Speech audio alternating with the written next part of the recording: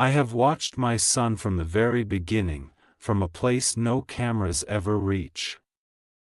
Before the headlines, before the numbers, before the arguments about who he is or what he represents, there was simply a boy with eyes too curious for the room he stood in. People think they know Elon because they see the outcomes: companies, rockets, controversies, ambition that seems almost unreal. But they don't see the cost. They don't see the nights. They don't see the quiet places where fear and courage sit side by side. When he was young, I noticed something different immediately. Not brilliance in the way people expected, not loud genius or showmanship. It was an intensity. A way of listening to the world as if it were speaking in a language only he was trying to learn. Other children wanted answers. He wanted understanding. And that difference, that hunger to go deeper, came with a price long before it came with praise. People assume confidence comes naturally to someone like him. They are wrong. What looks like confidence is often survival. What looks like fearlessness is often stubborn hope. I saw him doubt himself more than anyone realizes. I saw him hurt in ways that never made it into interviews. I saw him carry rejection not as a moment, but as a weight that stayed. There were times I wanted to protect him more than I did. Times I wanted to say, "Enough, you've proven yourself." But that is not how his mind works. He was never trying to prove himself to others. He was trying to answer a question that wouldn't leave him alone: what if we could do more? And once that question takes root, it doesn't let a person live comfortably. People often ask me what kind of mother raises someone like this. The truth is simpler than they expect. I didn't raise a legend. I raised a human being who refused to shrink his curiosity to fit other people's comfort. I raised someone who learned early that being different often means being misunderstood, and that being misunderstood can be lonely. Loneliness shapes people. Some let it harden them. Some let it break them. Elon let it sharpen him. Not without scars. Never without scars. You see the outcomes now: bold decisions, public risks, relentless forward motion, but you don't see the inner conversations that never stop. You don't see the nights when he wondered if he was wrong, if the cost was too high, if the world would ever understand what he was trying to do. You don't see the part of him that still feels like that boy, standing slightly apart, listening to a future no one else can hear yet. There is a tenderness in him that surprises people when they glimpse it. A gentleness that doesn't announce itself. He feels things deeply, even when he doesn't show them the way others expect. Especially then. When he cares completely. And when he is hurt, he carries it quietly, because stopping to dwell on pain feels like time taken away from purpose. I want people to understand this: ambition like his is not born from ego. It is born from responsibility. From the belief that if you can do something meaningful, you must try, even if it costs you comfort, approval, or peace. That belief is heavy. It asks a lot of the person who carries it. I have seen him fail. Truly fail. Not the glamorous kind people talk about later, but the kind that makes you question your own judgment, your own sanity. And I have seen him get up anyway. Not because he wanted applause, but because quitting felt like a betrayal of something deeper. People argue about him endlessly. They project their hopes and frustrations onto his name. Some idolize him. Some resent him. Very few see him clearly. He is not a symbol. He is not an idea.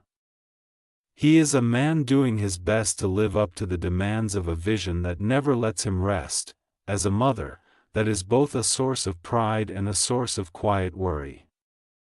Because vision does not come with an off switch. And people like him rarely know how to stop carrying the world once they've decided it matters. If you look at him now and feel confused, if you don't know whether to admire him or criticize him, I understand. He lives in the space between extremes. Between brilliance and burden. Between courage and exhaustion. Between hope and pressure. What I wish people could see is not just what he builds, but what he gives up. The normalcy. The anonymity. The ease of being liked without explanation. Those things matter, even to someone who pretends they don't. He did not choose an easy life. He chose a meaningful one. And those are never the same. When I speak now, it is not to defend him, and not to elevate him beyond what he is. It is to remind you that behind every extraordinary path is a human heart making ordinary sacrifices again and again. He is not untouched by the noise around him. He simply refuses to let it decide his direction. If this changes how you see him, then perhaps you are seeing him more fully, not as a myth, not as a villain, not as a savior, but as a person walking forward under a weight he chose. Because he believed the future was worth carrying, I want to say something now that I have never said publicly, not because it was hidden, but because the world rarely listens for this kind of truth. There is a difference between being driven and being compelled. My son was never chasing success the way people imagine. He was answering a call that felt larger than comfort, larger than approval, larger than himself.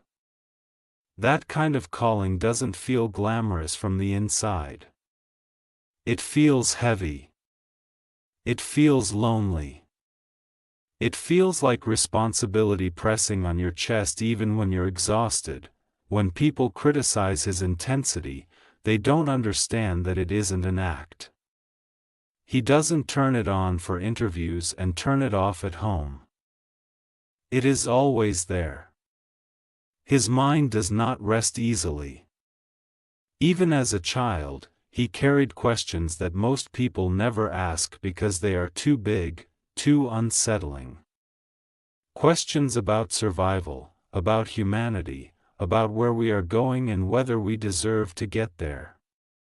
Those questions shape a person whether they want them to or not.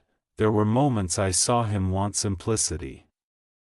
People assume he thrives on chaos. In truth, he longs for clarity. He longs for things to make sense. He longs for progress to match the urgency he feels inside.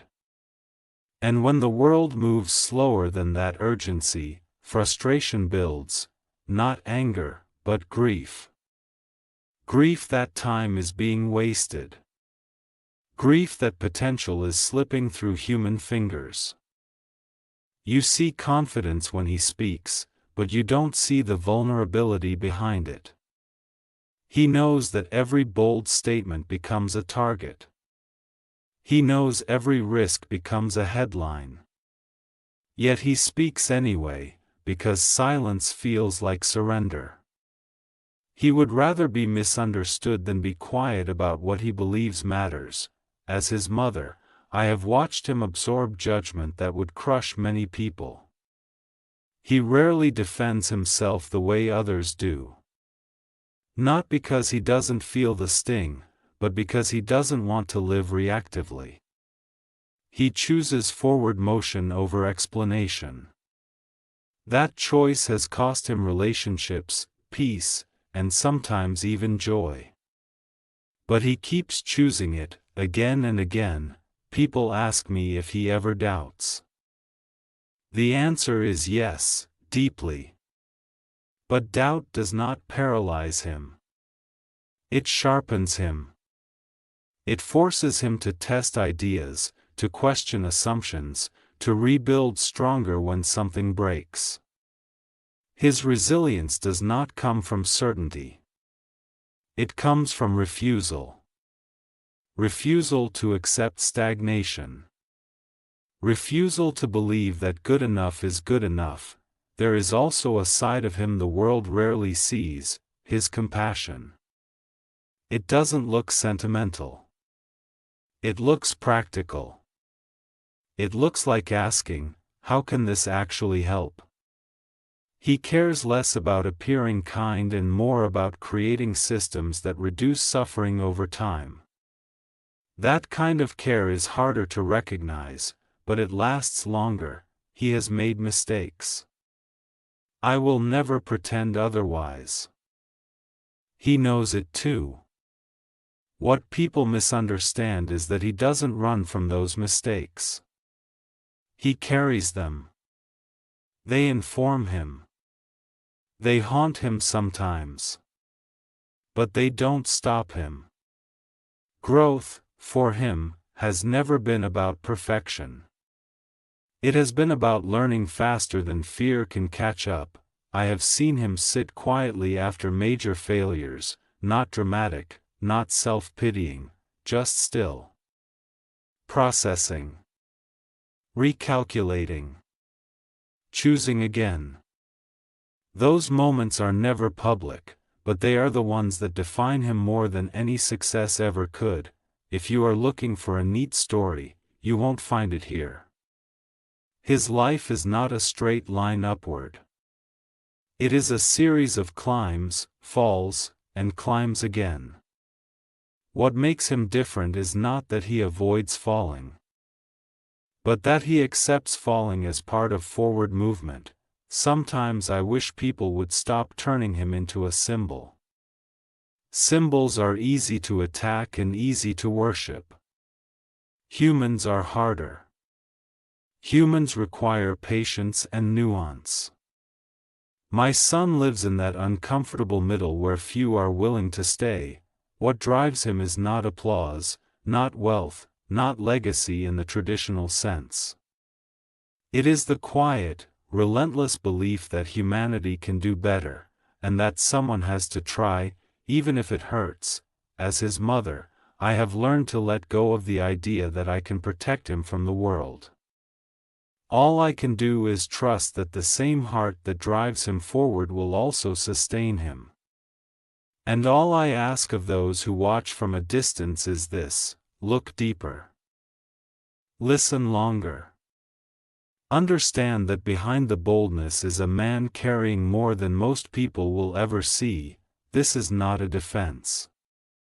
It is an invitation to see him not as a headline, but as a human being still walking forward, still choosing hope over ease, still believing the future is worth the cost. There is something else I want you to understand, something that has lived quietly in my heart for years. Strength like his does not come from feeling unbreakable. It comes from learning how to live while carrying cracks inside. I have seen those cracks. I have heard them in his silence more than in his words. People assume that because he pushes forward relentlessly, nothing touches him deeply. The truth is the opposite. Everything touches him. He simply refuses to let pain become the author of his future.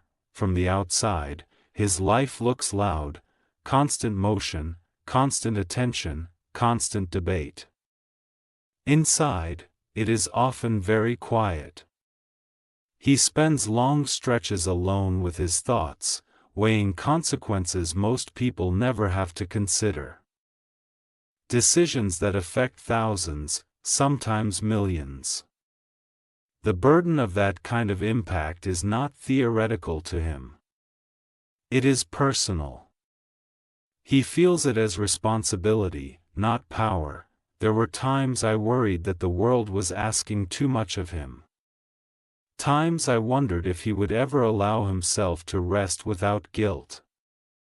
Because for him, rest feels like delay, and delay feels dangerous when you believe time is running out for humanity to correct its course. That urgency is not fear-based. It is love-based. Love for a future he may never fully live in, but desperately wants others to have. People speak about his confidence as arrogance.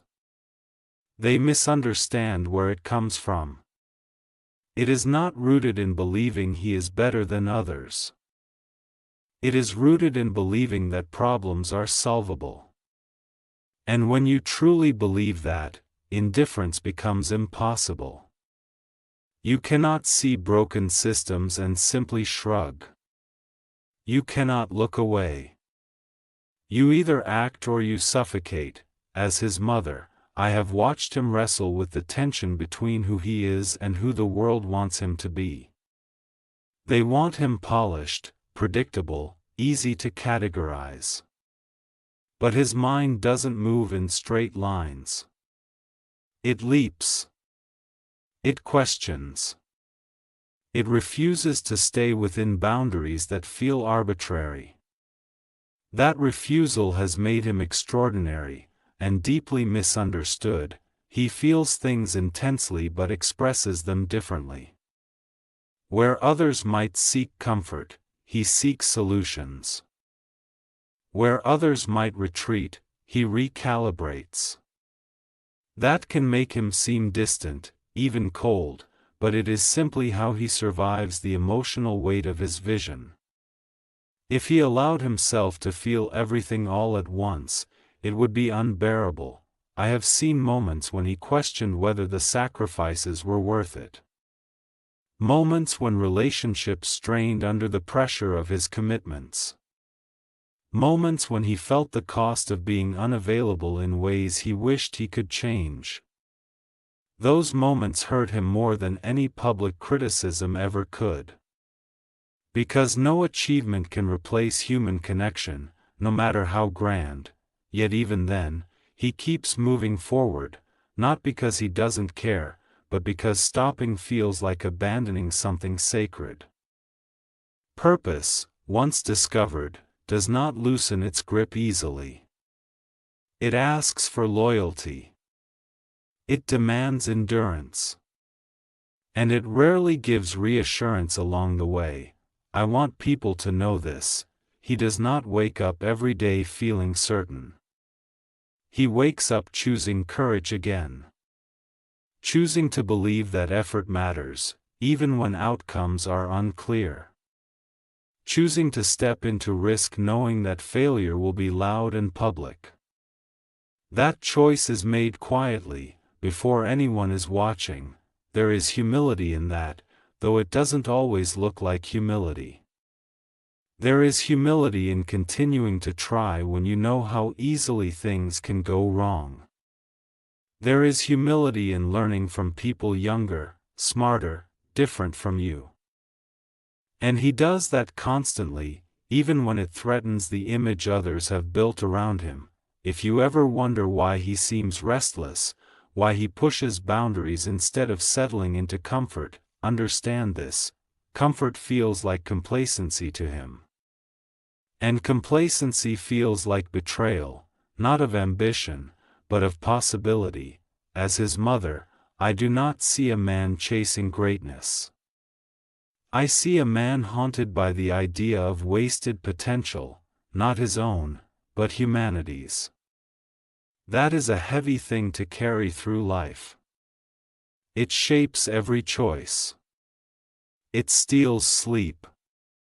It complicates joy, so when you see him, when you talk about him, when you judge him, remember that you are looking at someone who has chosen a path where praise and blame are equally loud.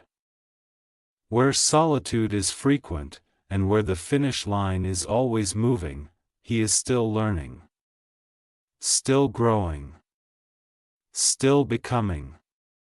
Not the symbol people argue about, but the man beneath it, trying, failing, rising, and trying again.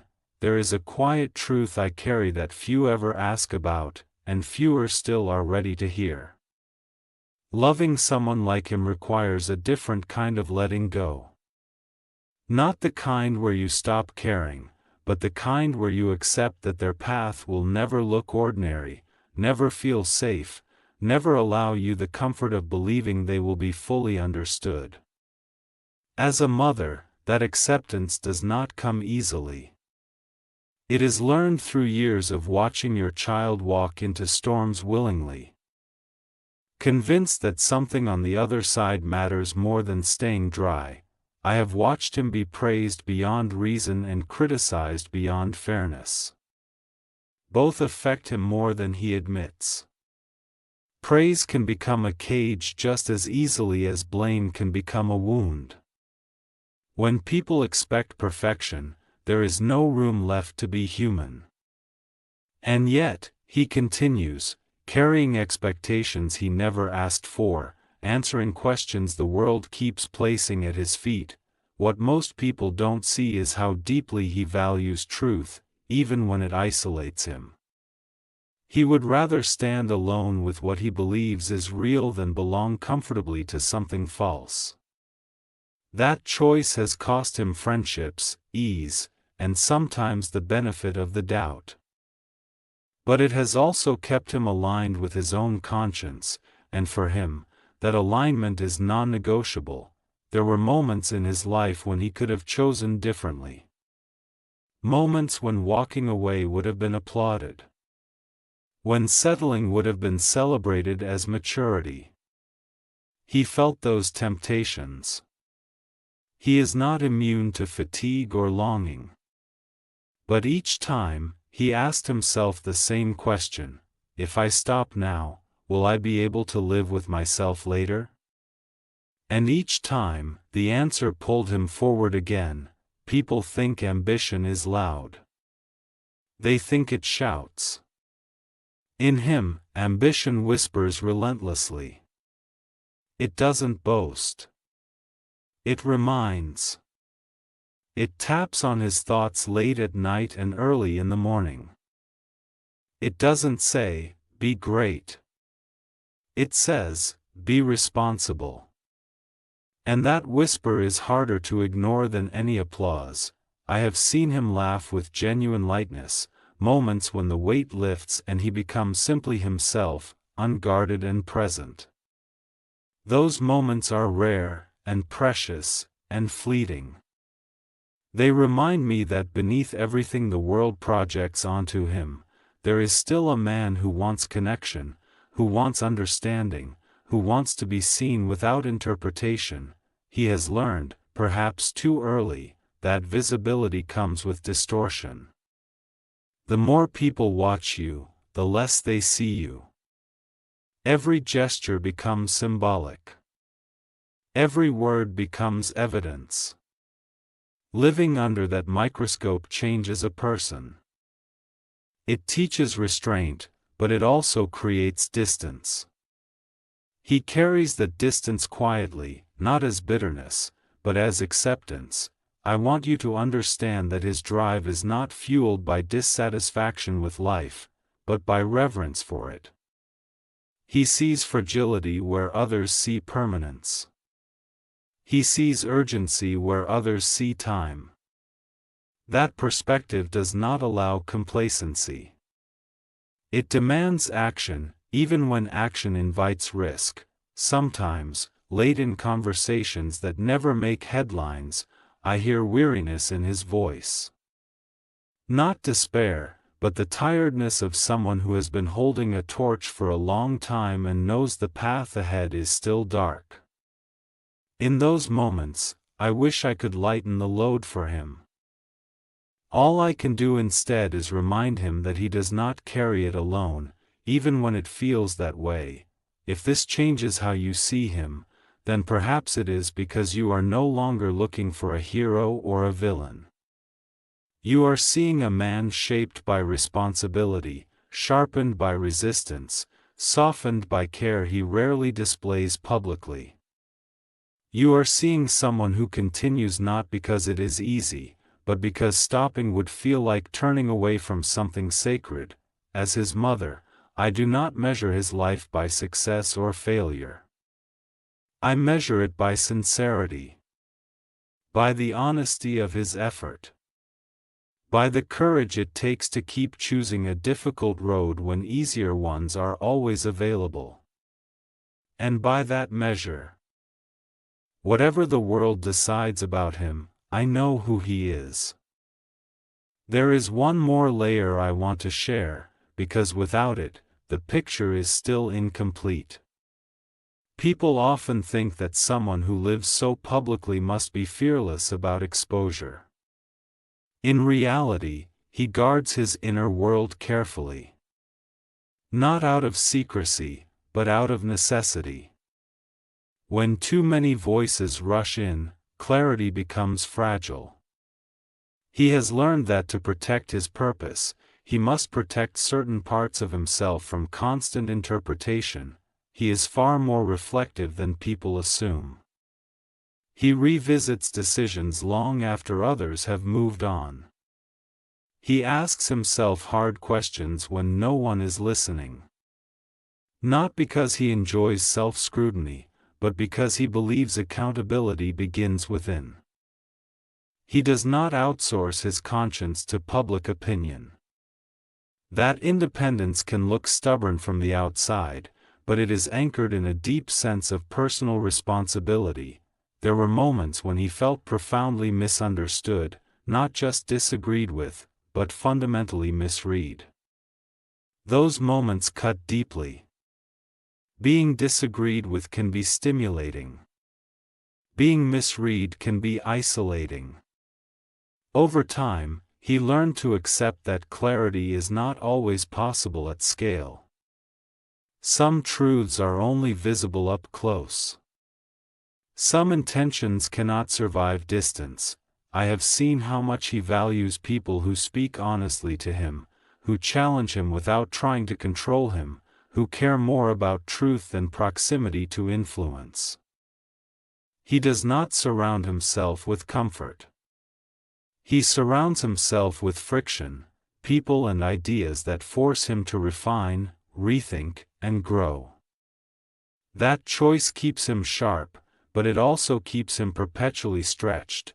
One of the quiet misconceptions about him is that he is motivated by winning. Winning, to him, is incidental. What matters is progress. Incremental, stubborn, often invisible progress. He celebrates breakthroughs briefly, then returns immediately to the next problem. There is little dwelling in triumph. The work is never finished in his mind, because the questions never stop. As his mother, I have learned that pride and concern can coexist without canceling each other out. I am proud of his courage, and I worry about his weariness. I admire his vision, and I wish he would sometimes allow himself to step back without feeling that the future is slipping through his fingers. Loving someone like him means holding those contradictions gently, without demanding resolution. He does feel joy, even if it doesn't look like the joy people expect. It appears in moments of understanding, in solutions finally aligning, in seeing others rise to challenges he once carried alone. His happiness is often quiet, internal, brief, but real. And those moments sustain him more than applause ever could. People may never agree on how to see him. Some will always focus on what unsettles them. Some will always project hopes onto him that no human could carry without strain. He cannot control that, and he knows it. What he can control is whether he continues to act in alignment with what he believes matters. And that is where he places his energy. If you have followed this far, perhaps you see now why simplifying him does him a disservice. He is not a single story. He is not a single motive. He is a convergence of curiosity, responsibility, doubt, resilience, care, and relentless forward motion. To understand him fully would require patience most people do not give to public figures. As his mother, I do not ask you to agree with him. I ask only that you remember his humanity when you speak his name. Remember that behind the ambition is a person who feels the weight of consequence. Behind the certainty is someone who chooses courage daily. Behind the public image is a private individual still learning how to carry a vision without losing himself. This does change how you see him, not by adding myth, but by removing it. And in that clearer space, perhaps you will see what I have always seen, not perfection, not infallibility, but sincerity. Effort. And a heart still committed to believing that trying matters. And now I will leave you with the truth that matters most to me, the one that sits beneath everything else I have said.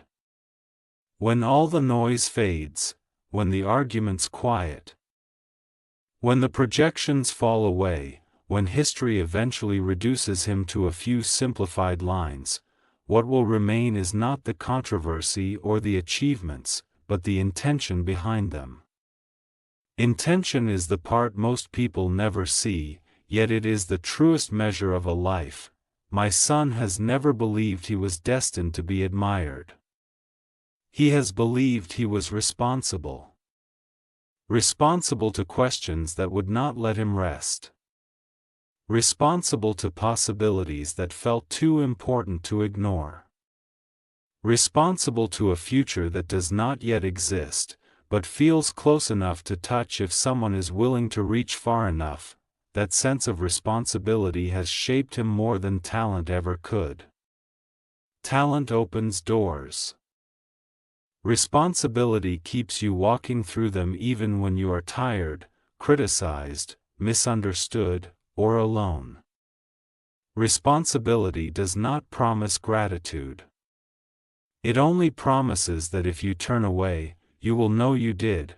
I have watched him carry that weight year after year. I have seen how it has matured him, hardened him in some places, softened him in others. I have seen how it has cost him peace, and how it has given him purpose in return. There is no balance sheet for a life like that. Only trade-offs, chosen again and again. If you expected this story to reveal a hidden genius or a secret flaw, you may be disappointed. There is no dramatic reveal waiting at the end. The truth is quieter than that. He is a man who chose a difficult road because it felt honest to him. He is someone who keeps moving not because he believes he is right about everything, but because he believes stopping would be wrong. He will continue to be misunderstood. That is inevitable. People see through the lens of their own fears and hopes. They will argue about him long after he has moved on to the next problem, the next question, the next attempt. He has made peace with that, even if it still hurts sometimes. As his mother, my role has never been to explain him to the world. It has been to remind him, quietly, privately, that he is allowed to be human inside the weight he carries. That effort counts. That rest does not equal failure. That he does not have to be everything people want him to be in order to be enough. If this changes how you see him, then perhaps it is because you have stopped looking for extremes. You are no longer asking whether he is hero or villain, genius or fool. You are seeing something far more real, a person living inside unresolved tension, choosing action over apathy, meaning over ease, and that is how I see him still, not through headlines or outcomes, but through consistency of intent. Through the quiet refusal to give up on possibility. Through the courage to keep walking when certainty is unavailable. This is not a conclusion. There are no final answers here. Only a life still unfolding, still questioning, still trying, and if there is one thing I hope you take with you, it is this: understanding does not require agreement. It requires patience, humanity, and the willingness to see the person beneath the story.